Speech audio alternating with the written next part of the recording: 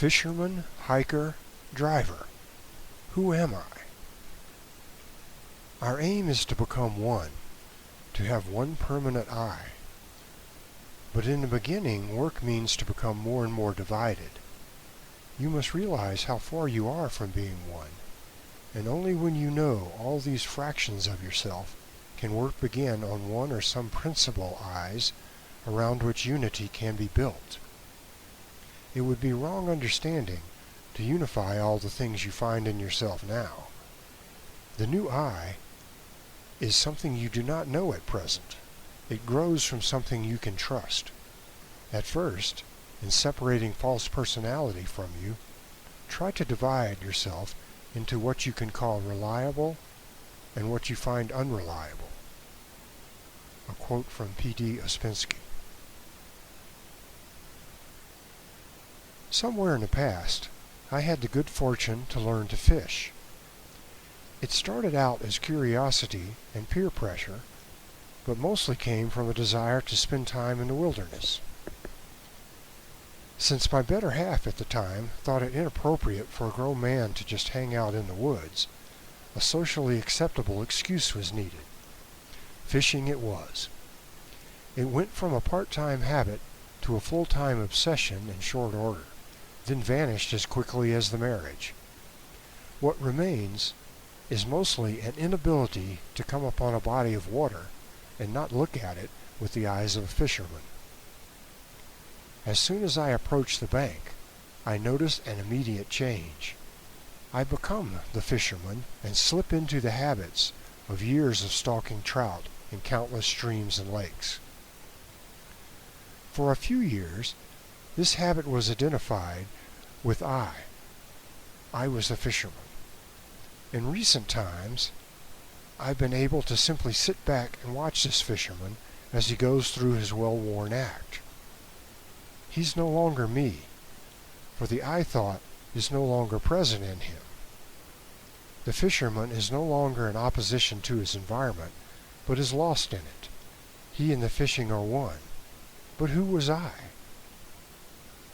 On a recent hike, I had the opportunity to see this character in action, this fisher person, and several more besides.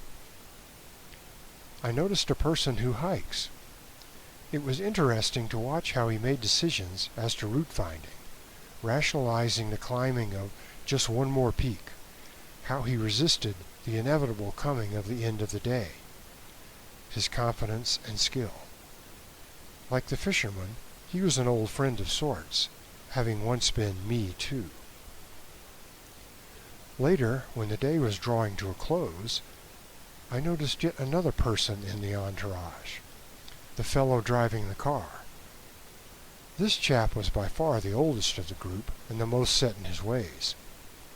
He had been me at times for most of my adult life, and behind the wheel during many episodes, some best forgotten, at least by the insurance industry.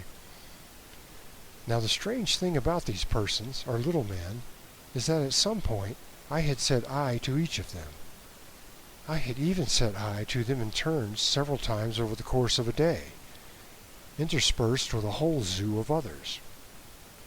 Who are these characters, and what is this mysterious I that floats with ease from one person to another?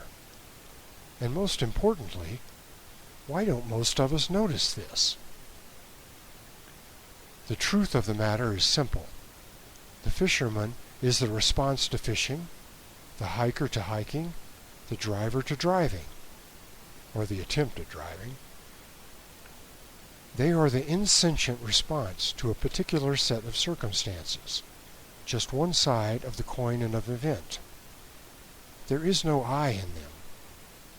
The only thing that is present in all circumstances, and paradoxically free of them, is our simple awareness. We say I to the least and greatest of our response patterns, but never question their apparent absurdity. Instead of remaining fast asleep, become the hunter of yourself. Stalk this I thought. See where it leads. To be identified with and trapped in the confines of circumstantial response patterns, one after another, without rest, is hell on earth and the cause of our needless suffering. To be free is to reside in that which does not change, yet is aware, and does nothing. Keep watch on this sense of I, and see where it leads you.